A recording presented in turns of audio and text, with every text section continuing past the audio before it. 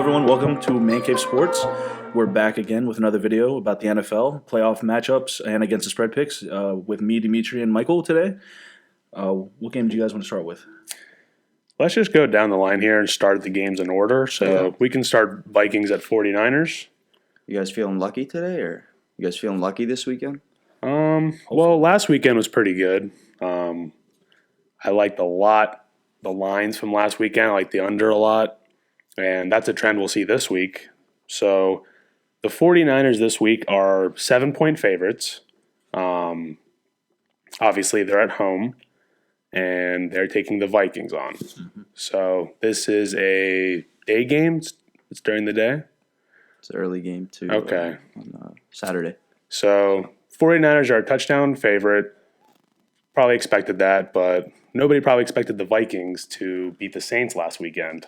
Not me. And at first glance, the 49ers were one of the hottest teams in the NFL. They were amazing all year, fantastic defense, Nick Bosa, George Kittle, Jimmy GQ, beautiful guy, gets excited.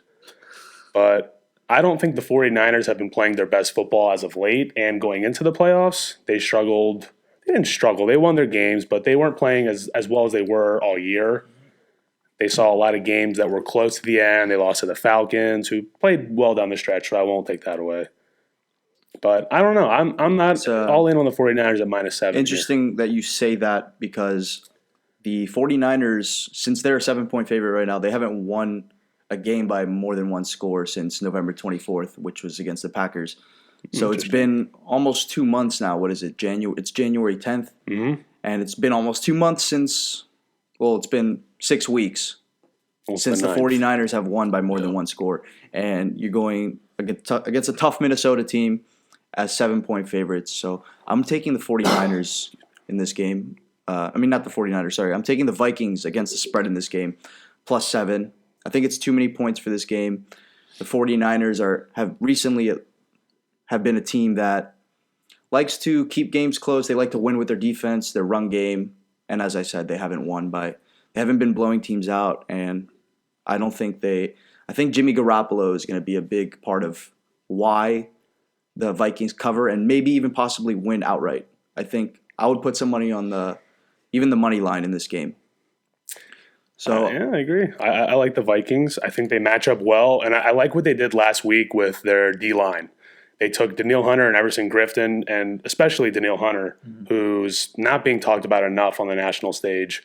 Just a freak of an athlete. They moved him inside. They weren't putting him all the way at the end, his traditional defensive end spot.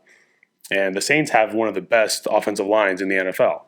And the Vikings just absolutely went to town on that O-line, and it's because of what they did with the adjustments with Everson Griffin and Danielle Hunter. And when you have that speed inside, with Aaron Donald, that's what we've been seeing these last couple of years, interior pressure is huge. Yeah. And with a guy like Jimmy G, who may not be able to move a lot, it's going to be tough. And if the Vikings can stick with that game plan, I think it's going to be a close game. I think they match up well. I actually took the 49ers -7 in this game. Okay. And I have a couple of reasonings, but my main reason is the 49ers are second-ranked rush offense in the league. And the Vikings against the run are 18th, and they allow 4.3 yards per carry. And they were 13th overall. They allow 108 rushing yards a game. And you had 2 running backs this year on the 49ers who averaged 5 or more yards a carry. And I believe it was Tevin Coleman averaged 4 flat. So I think they're going to run the ball, and they're going to live running the ball all day. And I think that's the mistake that the Saints made, was they didn't run the ball enough against the Vikings. And they threw the ball too much and trusted Breeze. I mean, you can trust Breeze, I understand that. And Jimmy G's not a better quarterback than Breeze. But the other thing is, Kyle Shanahan's had 2 weeks to prep for this. And he's home. And he's trying to make a statement. So I actually like the 49ers with 7 points. Well, you're saying the run game is huge. I thought they did a pretty good job against stopping the Saints run game. They stepped up. They definitely. Yeah. I don't know what they allowed as an average. Back to what I was saying about the 49ers kind of just breezing by, not destroying teams and winning comfortably. And this kind of speaks volumes to that. It's Kyle Shanahan as a head coach is 5-11-1 against the spread as a favorite. So interesting. That's just kind of further proof that They're going to rely on their run game. They're not going to ask Jimmy G to do too much. He's going to hit like the quick passes, the slants, the quick out routes. They're going to try to make it easy on him with easy reads. And I'm not sure I'm comfortable trusting Jimmy Garoppolo in his playoff debut, in which quarterbacks have performed extremely poorly in that, and betting on them has been one of the least profitable trends in all of betting. Quarterbacks making their playoff debuts since 2002 are 13, 33, and 1 against the spread. And Jimmy G is one of those guys. And last week you saw that 3 quarterbacks were making their debut. It was Josh Allen. He lost. Tannehill got by somehow. He threw for 70. Amazing game. Barn burner. He threw for 74 yards, and they 35. won somehow. And Carson Wentz was his playoff debut. He got hurt, but Josh McCown was also in his playoff debut, and they lost. So I think that's a big factor, and that's why I'm riding with the 49ers. So, yeah, to add on to that, and that's another thing, Jimmy G's been around for a while, 2-time Super Bowl winner, but this is his first playoff debut, first game. That's interesting. What I will say with the 49ers and why I will take them to win the game is that while I like the Vikings against the spread, 7 points is a lot. The 49ers are getting back Quan Alexander and Dee Ford, and that's a huge addition to their defense. In addition, the Vikings played an overtime game on Sunday. Yep. Adam Thielen hurt himself this week at practice. He's a tough guy. He's going to play through it. It was only stitches on his ankle. I think Stephon Diggs is also banged up. He has the flu. He's battling symptoms. And he's a very volatile while explosive player. So I do like San Francisco to advance this weekend, but with the way the Vikings played last week, I mean, you never know. And they match up very well, especially with that defense. And Kirk Cousins, say what you want about him. All-time bad record, Monday Night Football, primetime. But I know he liked that. So. He got over the hump, man. He made some big-time throws in that game. Under pressure, too. But the biggest thing about last week going into this week is the 49ers defense is much better than the Saints defense. And especially the 49ers pass defense. The 49ers pass defense is first in 20-plus yard plays allowed, which I believe is what you called explosive plays, where if it's 20-plus yards. They're first in 20-plus yard plays allowed, first in yards per attempt, and first in yards per completion. So Kirk is going to have himself a long day. And like you said, they're getting Quan Alexander back and Dee Ford back. So that's huge, It's going to be interesting. All right, I kind of talked myself more into the 49ers, but I still like the spread. I would stay away from the Niners spread and, of course, the money line. If anything, I'm throwing money on the Vikings money line just a little bit. And also I'm putting big on their spread. This is probably my most confident bet of the week. And another thing, what I said about quarterbacks making their playoff debut, first-time starting quarterbacks as home favorites in the playoffs are 4-17 against the spread since 2002. So you're going against all the trends here, I believe. And what I said about Kyle Shanahan as a favorite in his career as a head coach, being 5-11-1, Mike Zimmer as an underdog is 24-16 against the spread and 17-12 on the road against the spread. You said Kyle Shanahan is a head coach, right? Yeah. Okay. But the other thing was Kyle Shanahan had who when he was a head coach? What was his team looking like? But we're talking about as a favorite. So this is a trend that they're favored to win. He's probably going to play it safe, and they're not going to blow anybody out when that's the expectation. I mean, it makes sense. But so we're not talking about the C.J. Beathard days when he. That's why it's down all the time. That's why it's only 5-11-1. Another trend here I have is since 2011, home teams in the divisional round are 25-7 straight up, but they're only 15-17 against the spread. Favorites of 7 points or more are only 7-11 against the spread in that time frame, with 4 outright losses. So, kind of keep that in mind before you kind of rush and just want to take a heavy favorite because they're at home and. So those are interesting trends to follow. I've got some more information here. Do you guys have anything else right now? For this game, no. I was going to say, like, this Vikings defense, man, I think they've turned a corner because earlier in the year they struggled against good quarterbacks like Stafford. I forget who else they've played, but they struggled against Aaron Rodgers that one time, especially early in the game. But you look at their defense and each unit. Their secondary, that safety duo, you got Anthony Harris and Harrison Smith. probably the best duo in the league this season.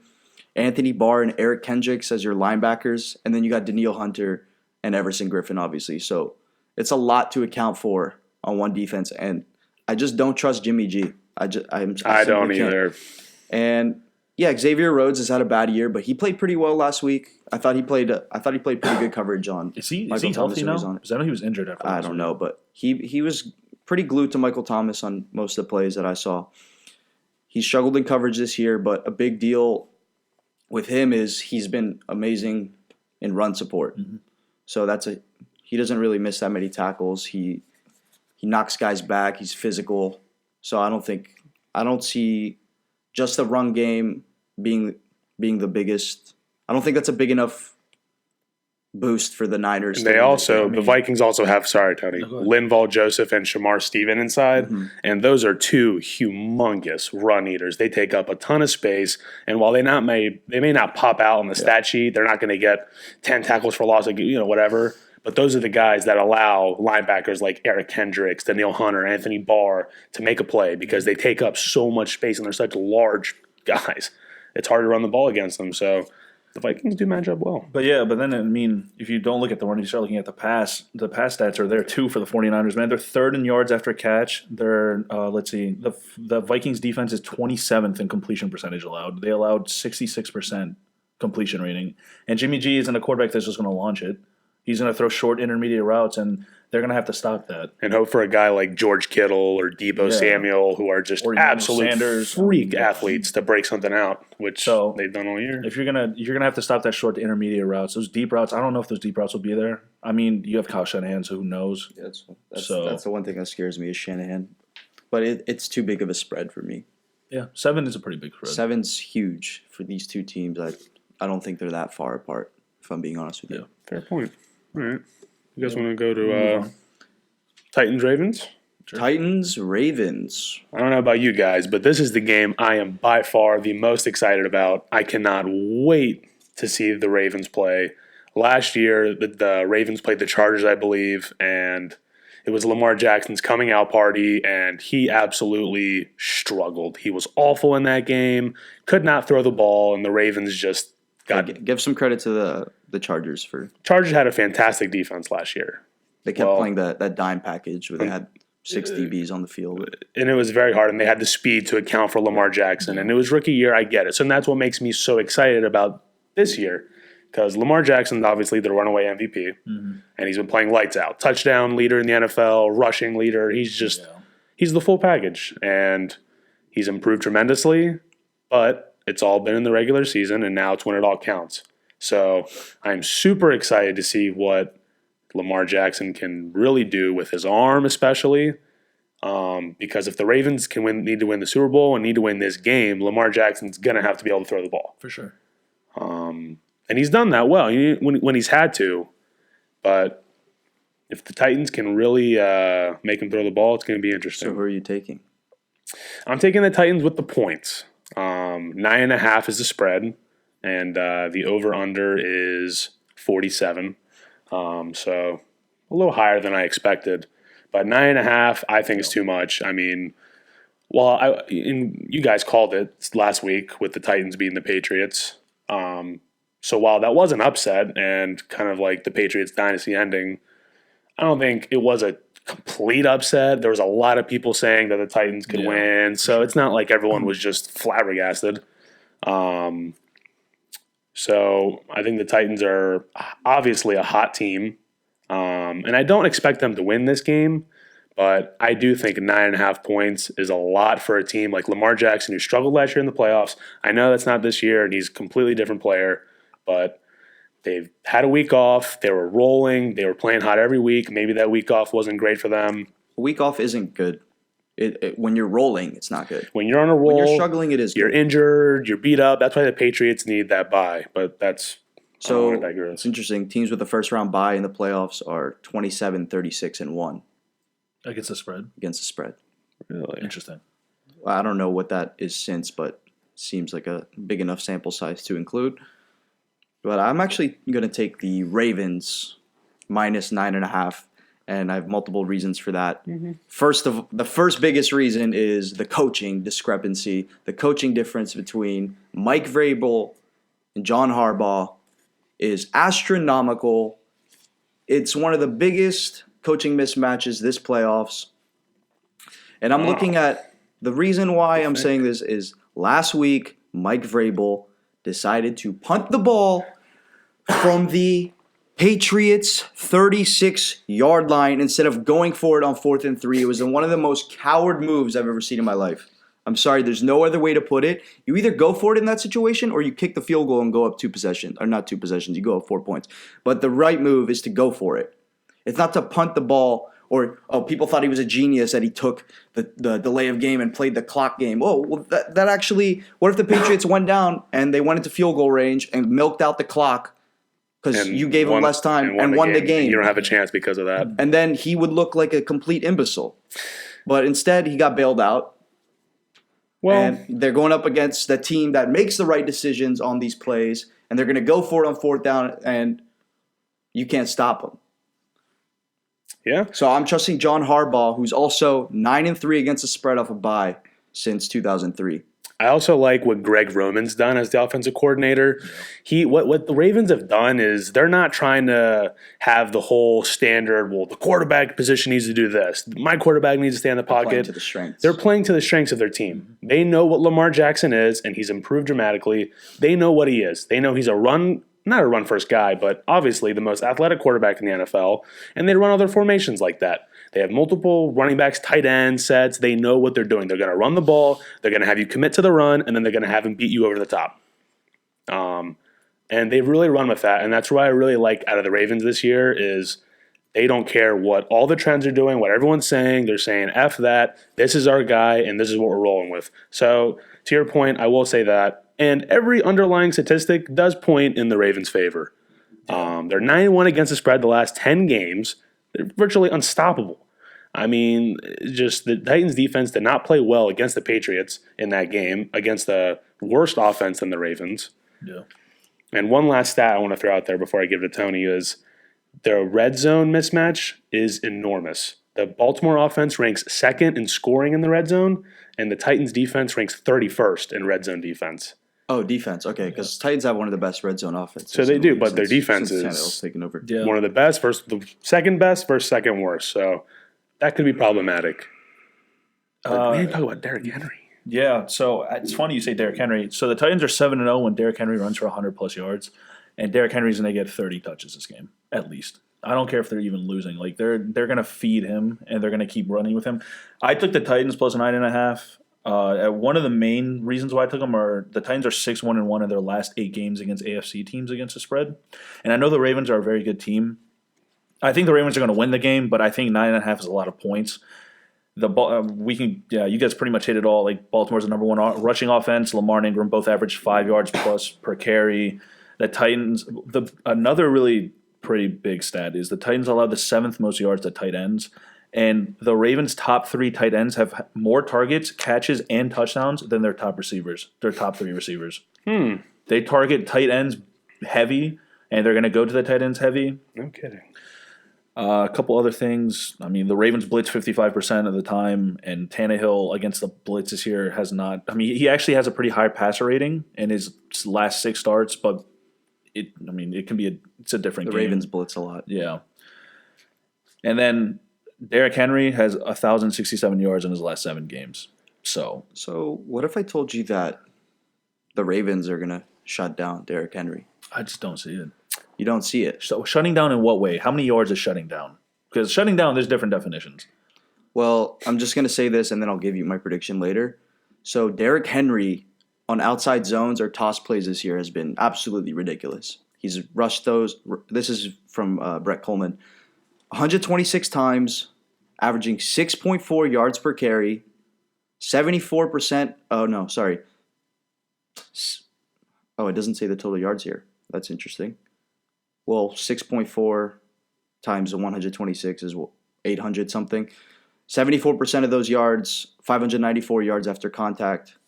That's 74% of that. 37 broken tackles and 126 rushes. That's pretty good. 7 touchdowns and 4.71 yards after contact per carry. Jesus Per carry. Christ, man. But Roll Tide. the Ravens are amazing at defending those plays. 77 rushes, 288 yards. That's 3.7 yards per carry. That's less than half of what, or no, that is half. That's half of what Derrick Henry averages. Yeah. 130 yards after contact. So that's only 45% of the yards are coming after contact. It means they're pushing the guys back. They're physical. And then you got only 8 broken tackles on 77 rushes and 2 touchdowns. So the Ravens are well equipped for the type of offense that and the Ravens are well equipped to stop the throw too, man. They have the number. They have the second. The Ravens pass D allows the second worst rating, the second lowest completion percentage, and the 6th least yards per game passing wise. And the Titans had were first in completions 20+ yards down the field, but that's not going to be. I don't know how many of those plays are going to be able to happen against the secondary and this good of a defense. So I mean, I guess that's another reason to maybe go with the Ravens, but -9.5 is a lot of points.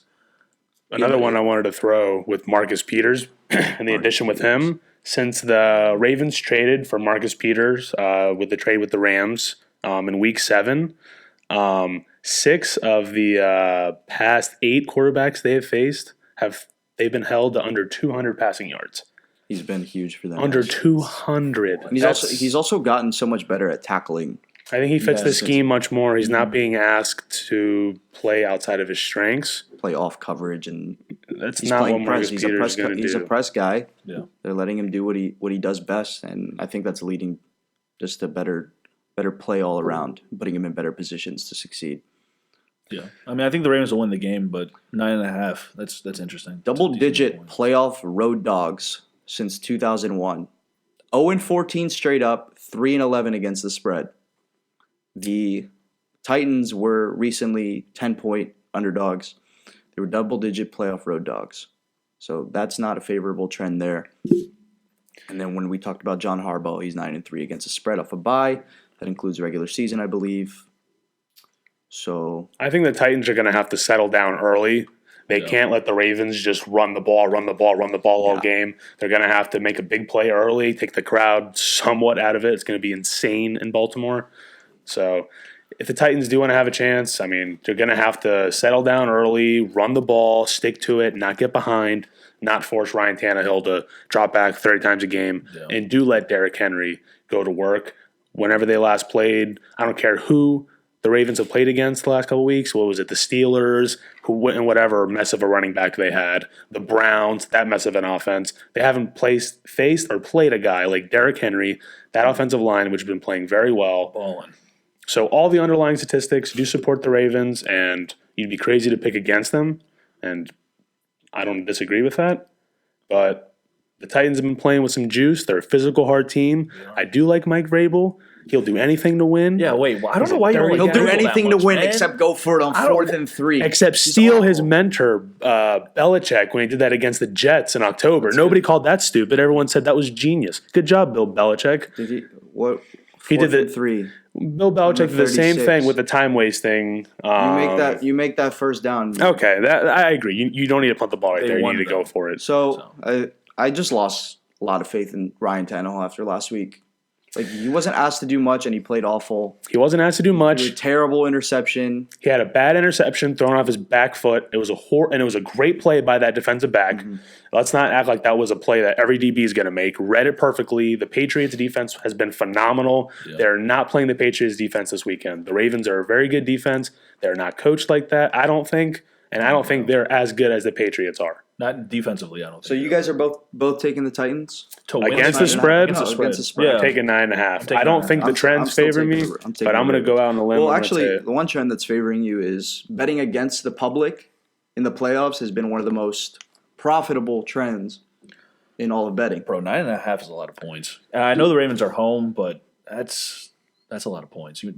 and they're a better pass defense than they are a rush Run defense. Yeah, they're a much better pass. Their yeah. pass defense stats Okay. stats are just unbelievable, And and if they're not there's going one guy, it's Derrick Henry, man. Yeah. So, He's going to get shut down.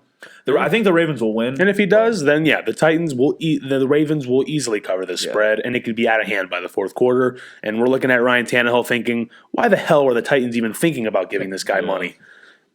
Or Derrick Henry can go in there and the last 7 games he's rushed for 1,000 yards. What was that I statistic? said that. I mean, I said that 1,067. I did say games. that the Patriots' rush defense was so good, and Derrick Henry. And Derrick Henry just said, "Yeah, I don't was it? care. I'm Okay, 6'3", gotta give up. 240 pounds. Yeah. I'm And a big-ass man." Another thing, we're talking about how good luck the Saints tackling rush me. defense is, and you saw what Dalvin Cook did against them. So, I mean, in the playoffs, it's different. It's cold. They were going to slow the game down towards the end of the game. You Well- think any of those guys – you think Marcus Peters is going to tackle Derrick Henry on that I'm toss sorry. outside? No way, Well, man. I mean, Good luck. you got to realize with the Saints, they lost Sheldon Rankins and Marcus Davenport. Huge Losses. Yeah, So touche. it couldn't be the same without those So- guys. So what's next? Interesting game.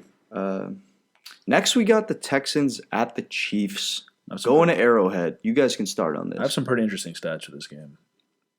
Go ahead. Start off. All right. So in the last 6 games, the Chiefs defense has allowed 11 points per game. 11.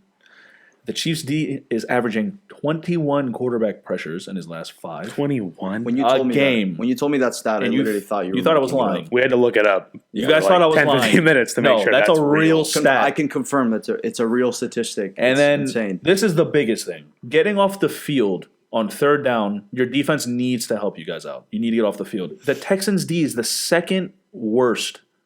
They allow 48.5% of 3rd downs to go for first be downs converted? to be Wow. converted. And the Chiefs were number 1 in the league with 47.6% of the 3rd downs converted. Also, the Texans are dead last in red zone touchdowns. They allow 71.4% of drives in the red zone to lead to a touchdown. And you got to play Andy Reid with an Yeah. extra week. And guess what? The Chiefs' offense has scored 67% of times in the red zone their last 6 games. That's Tell me how in the world this Texans defense is going to stop the Chiefs' or offense. cover. They're not. I took the Chiefs minus 9.5. I took over 51, and the Chiefs are 4-0-1 in their last 5 against same conference teams in the spreads. I just don't see how the Texans are going to win this game or they're going to cover. You saw last week. The Bills were converting every 3rd down, and they're not that good of a 3rd down team. Theme of this is revenge game. The Texans went into Arrowhead this year. It was early in the year. The Chiefs were not the same team. In the first 6 games, they allowed 4 games over 400 yards of offense. Wow. Since then, it's happened 1 time. And this team is completely different. Steve Spagnuolo's turned this defense around. We've talked about that before. So revenge game teams that lost the first game in the regular season and meet again in the playoffs, they're 55, 39, and 5 against the spread since 1999. Wow. So these guys are going to be fueled up. They're going to kick their asses, if you ask me. And you got Andy Reid with an extra week. He's 11-6 against the spread coming off the bye. Everything seems to be favoring the Kansas City Chiefs against the spread here. So, Dimitri, what do you think? before I even get into what I think about this game, I just want to talk about the Chiefs as a whole. Nationally, and maybe I'm not seeing it, last year it was all about Patrick Mahomes, the Chiefs. They were putting up 30, 40 points all the time, it seemed like. I haven't heard a damn thing about the Chiefs. This year. They've been flying under this year. The Chiefs are under the radar. Absolutely. Especially when you're saying all this, the way they've been playing defensively lately. It's criminal. No one talks about their defense at all. And that was the thing that was the Chiefs' problem last year is, they're going to put up 40 points, but you're going to put 40 on them back up. Like, I think people are talking about how good their defense is this year. Recently. Well, right. I think they are talking about their offense, but for some reason it's not adding up for them. People to pick them for the Super Bowl. It's really weird. And you have a guy like Patrick Mahomes, who is, in my opinion, the best quarterback in the NFL right now. There's no one better than Patrick Mahomes. That's my opinion. And let's say he's top 2 or 3. You have a guy like that in that offense with Andy Reid, with a defense playing like that. Mm-hmm. I'm not going to take a guy like Lamar Jackson or Patrick Mahomes. I digress. I like the Chiefs in this one, 9.5. I would take the spread if it was 13.5. I don't think the Texans stand a chance. Will Fuller might be back this game. I don't think it matters either way. I don't think it matters. I mean, that would help, but Deshaun Watson holds the ball onto the ball the second most in the NFL. The Chiefs have been getting after the quarterback right away.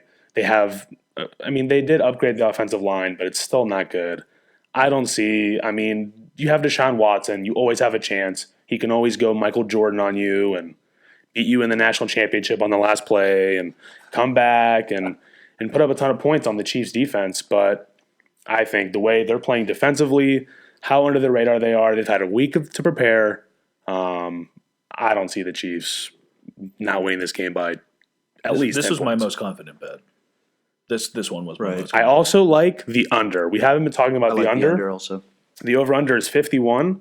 It's I been think juiced up too. I'm pretty sure. it started at 48.5 and it moved to 51. And that's a thing with the over-under. Everyone gets excited. They think, oh my God, Deshaun Watson. Oh my God, Patrick Mahomes. And your mind instinctually, as a sports fan, goes to hit the over. You're picturing Mahomes throwing touchdowns to Tyreek Hill and Watson. It's It's an emotional bet.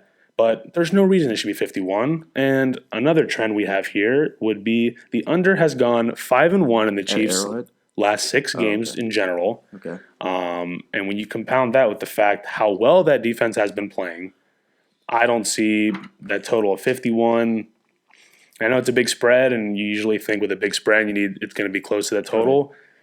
I don't see it. I don't see it going. The other over that. trend about the under, it's interesting that you brought that up because the Chiefs under in Arrowhead has been extremely profitable over the last 30 games, I believe it is. I don't remember exactly what it was, but I remember seeing it, and it was extremely profitable for some reason to bet the Chiefs under when they're playing at Arrowhead. I don't know about Arrowhead, but I have a trend right here. The under is on a 7-3 run in Texans games and 5-1 in the Chiefs games. So these are there's a reason to believe it and see why it's happening. You have overvalued offenses with not overvalued quarterbacks, but with expected point totals, and it's going to inflate the line right here. It's started at 48.5, which I think is a good number. Has some room to move, but 7-3 with the Texans and then 5-1 going under.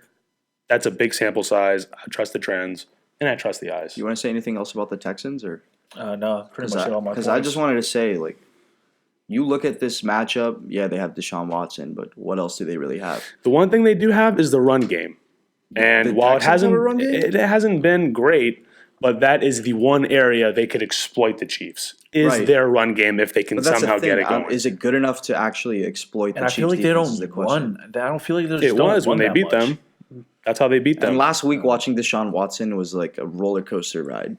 It's like this guy holds the ball way too much. He's a great quarterback. He's amazing. He's a pleasure One to of the best watch. playmakers. Like Dimitri said, he holds the ball for 2.97 seconds in the pocket. That's not outside the Right. pocket. That's just inside the pocket. Does and that then lead the league? second. Second. I don't know who's first, but that's Ryan second. Tannehill's first. Probably, yeah. I think Ryan Tannehill's So first. that dude, he holds the ball a long time, and He just tries to do too and much. I believe the Chiefs defense, dude, they've been blitzing way more recently.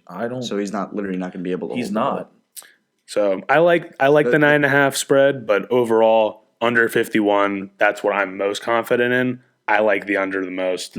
I bet on the under as well. The Chiefs have been one of the most aggressive defenses as we've previously spoken before with Spagnuolo and If Will Fuller is back, Juan Thornhill did tear his ACL, and he has been fantastic this season. That's something you've brought to light. So that's something that could be interesting. If they do have time to throw, that's one area where they could open up the downfield because Deshaun Watson can let it rip down there. Also, these Chiefs defensive backs, I mean, what are they really? They have Bradley Roby. He dropped 2 picks last week. And Tyrann Matthew, obviously Defensive Player of the Year candidate. He is recently, for sure. Been, especially over the second half of the season, been playing lights out. So we're all taking Chiefs minus 9.5. Yeah, Yep. And Tony likes the over. We like the under. I like the over. I think it's gonna be back and forth. And it could. Especially I mean, you got if Will Mahomes Fuller and plays. Watson. I mean, it could light it up. But I'm going to go with the trends. I'm going to go with the defense. I'm going to go. I don't like Texans O-line. I think Chiefs get after it. And I think they make a statement win this weekend. They're like, coaching difference. remember who the hell we are. I hope the Chiefs play the Ravens. I got the Chiefs at plus 700 before the Patriots lost to the Dolphins, so everyone was thinking that they were going to have to play in the wild card round. Like it mattered anyways. Like they were going to lose in the wild card. Yeah. Big deal. They would whoop New England in New England. Doesn't matter to me. But I got them at plus 700, and it's looking good right now. So I'm saying, could you imagine? They're at plus 300 right They're now. down to plus 300. to I think win or there's to still win the Super value Bowl? to win the Yeah. Super Bowl at plus 300. I personally have jumped on it. I think you should. Ravens are plus 150. They're plus 150. Almost even. They're acting like they've been there the last couple of years. They've been dominating, and that they're. again, their underlying statistics say that they're that good. I still think the Ravens are going to beat the Chiefs. But, like, look at the game against the 49ers at home. It was a rainy game, which meant Lamar Jackson could not throw the ball. He could not throw the ball outside. Well, he was pretty good. He wasn't pinpoint accurate, but he was accurate. And then the Ravens won that game at home in a game the 49ers, in my opinion, lost that game on a game-tying field goal. I'm going to have to disagree with you simply because the Ravens had a crucial drive where they were driving and just doing whatever they wanted to the 49ers, and Lamar Jackson fumbled the ball, and it kind of switched the momentum. It was also rainy, so that played a factor. But they were literally going to go up. They were going to win that game. I really hope the Ravens and the Chiefs both win. I would love that would to see be an that awesome game for to everyone to watch. That'd be amazing. It would. Okay. And now we can go to the last matchup. Seahawks at Packers. The Seattle Seahawks are taking on the Green Bay Packers at Lambeau Field. The Packers are favored at 4.5. The over/under is set at 47. What's the weather going to be like? The weather is going to be in the low 20s, aka your vintage Lambeau Field cold weather game. So, going to seem probably more of a conservative game plan with a team like the Green Bay Packers, who have Aaron Rodgers but have a great back in Aaron Jones, and then the Seattle Seahawks, who their whole mantra is to run the football. So I think that feeds into the under 47. I like that number, but I can touch more on that later. This game's obviously the closest spread of the week at -4.5. So this is the closest game. And while the Seahawks are kind of decimated with injuries at running back, they lost Chris Carson, Rashad Penny. I mean, I know Marshawn Lynch is a legend, but I mean, he's not the same anymore. He had a touchdown, and that's all great, but he has not. Obviously, he's old. He's 33. He's 33. Yeah, he's older. He's only 33, and he was literally chugging tequila. He's 33. He's 33. Oh my God, he looks like he's 38. Are you kidding me? He looks horrible. I'm sorry, Marshawn Lynch. I know. When you see this, I'm sorry, man. He was drinking tequila shots the week before he got signed with the Seahawks. Yeah, at the Oakland last game in Oakland. Tequila and Skittles. It shows. My God, he's 33. I didn't think he looked bad. I thought the O-line has been a big problem. They've been banged up. They got no push last week against the Eagles. They rushed with their running backs. I think it was 17 times for 19 yards. It was absolutely mind-boggling how they kept deciding to run the ball when you have, in my opinion, the best quarterback in the league, Russell Wilson. Their O-line's banged up. Dwayne Brown, Mike Iupati, Noah Fant, Joey Hunt, they're all hurt. I don't know if they're going to play this weekend, but we'll see. Even then, they're not going to be at 100%, and you got to play that defensive line of the Green Bay Packers and what's his name? Preston or Zadarius? Zadarius Smith. The Smith has brothers. been unbelievable. All-pro snub. He got snubbed. There's no other way around it. He led the league in pressures this year. And Seahawks are coming off a game where they let Miles Sanders average 5 yards a carry against the Eagles O-line that was completely banged up. They were missing Lane Johnson. They were missing Brandon Cooks. So at that point, they were extremely decimated. So people like to talk about how bad the Packers' rush defense is, when in reality, the Seattle defense is even worse. The Packers are allowing 4.7 yards per rush this year. The Seahawks are allowing 4.9 yards per rush this year. Yeah, so I think that's both teams have their weakness is their rush defense. Yeah. So I think you see both of those teams try to exploit the other. You got low temperature game. So that's why I like the under. All those factors and underlying statistics kind of feeding into that. But in terms of the spread, I mean, who do you guys like? Who do you guys like to win this game? I looked at a lot of stats this game, and there's just so many stats that just counteract each other. They literally just cancel each other out. Like, for instance, Seattle's fourth in rushing yards per game, and the Packers' rush D ranked 24th in yards per game, were 120, and 26 in yards per carry with 4.7, like you said. Then the Packers' defense is third in rush yards allowed to quarterbacks. And and Russell Wilson last week was their leading rusher with 45 yards, or was it? It was like 45, I believe.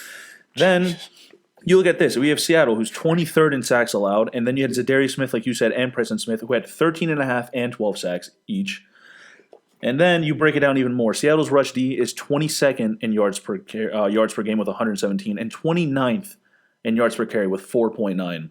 And the biggest statistic that stands out to me is this: Seattle's defense allows the fourth most yards to backs receiving the ball. So, and Aaron Jones is very, very capable of catching balls out of the backfield and making people miss and getting downfield. Great change of pace back in Jamal Williams. Yeah. And another big stat was the Packers' red zone offense is 8th in the league, and the Seahawks' red zone defense is 26th. So We'll see how stable those metrics are. yeah, so I don't think that's just all year. And so this game was really close for me to choose between, but I took the Packers -4.5, and I think the Packers are going to win. And I think home field actually plays a pretty big part in this. I agree with you there.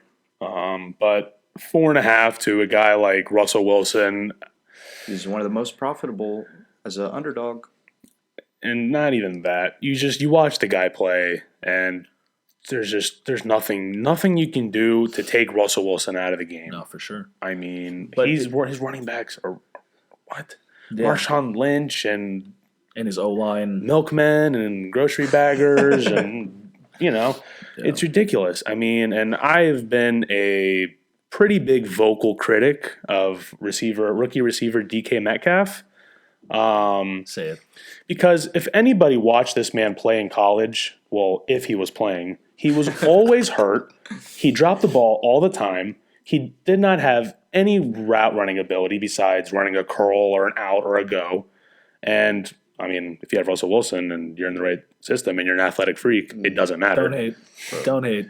But You're really going to call last week. Don't hate. You're going to give it. no, last week he was phenomenal. Man. He did play the Eagles, who have been atrocious and have made every wide receiver look like the next coming of Randy Moss. But DK Metcalf has just been absolutely ridiculous. When you have a quarterback who can put the ball anywhere, one of the best deep ball throwers in the NFL, and Russell Wilson, The best deep ball it thrower. just best. falls in there like a pillow. I mean, you saw that one catch by DK Metcalf. Okay, that touchdown to DK where he fell, it was a little bit inaccurate. He had a complete, and he's a huge guy. He had to reach out for it. It was an off throw. And there's another one who's just on the money. I mean, Russell Wilson is just, when you have that pair and you have a guy as athletic and a guy who just as big and fast and strong as DK Metcalf, it does give the Seahawks a chance to come back if they're down. You can never count them out. So who do you have? I got Seahawks +4.5. Interesting. Who do you have winning the I'll game? take the Packers to win the game. It's hard for any quarterback to go into Lambeau Field. And you know what? All these things I'm saying. If any quarterback can go into Lambeau Field and win, it's Russell Wilson. I talked myself into taking the Seahawks in the money line and against the spread. So you just changed your mind. I did change. Well, no, because I said I'm taking the Seahawks against the spread. I'm not that confident in the Packers to win the game. I'm going to take Seattle to go in there and be the upset of the weekend. Personally, I'm not betting against Aaron Rodgers in Lambeau. He has been completely different at home. He's 5-1 against the spread. Home playoff games. Well, he is overall 53-30-3 against the spread in Lambeau in his career. So that's a bigger sample size for you and just more evidence. I'm taking the Packers -4.5. I think the Seahawks have too much going for them. Their coaching staff, they want to keep running the ball, no matter how inefficient it is. They want to establish the run when you have the best quarterback in the league. I think the Packers DBs, they match up well with the freak athlete of DK Metcalf. I like Jair Alexander. I like Kevin King as well. They're one of the freakiest athletes at the position. And I like the Packers pass rush to get to Russell Wilson and that banged up O-line. I don't see them being able to have much success in the run game as other teams have had against the Packers. So I'm taking the Packers -4.5, and I would take them up to 6. Wow. -6. Yeah, I just feel like that Interesting. Seahawks O-line, man, that's going to be their biggest downfall this game. And that Packers D-line's look great this year. So And their O-line has been great too. Should be interesting. And what's most interesting about these two teams is, I mean, I don't even know what the Packers' record was. 13-3. 13-3, and then the Seahawks were 11-5. So in my opinion, these are two of the most overachieving teams in the NFL this year. I mean, how the hell the Packers went 13-3 is beyond me. I mean, How the Seahawks went 11-5 is pretty crazy too. They had one of the worst point differentials. That's what he was differentials saying. in the That was our NFL. first episode. He was Right. saying that. It was by far one of the Awful. worst. So it's just, I'm going against every trend, but I do like my guy Russell Wilson, And I don't know. I don't. Best quarterback in the league. Been playing like it. So should be a really good game. And I'm gonna take the Seahawks, man. Alrighty. You want to close this out? Yeah. So thanks for tuning in to our divisional round matchups. Please bet wisely. Comment who you guys got. All right. Comment who you guys got. Let us know what you think we got wrong, what nugget of information we didn't see, what you think's a difference maker. Drop a like, subscribe, comment. And tune in next week to see these guys' faces when they're wrong. And I come into the week going 4-0 against the spread.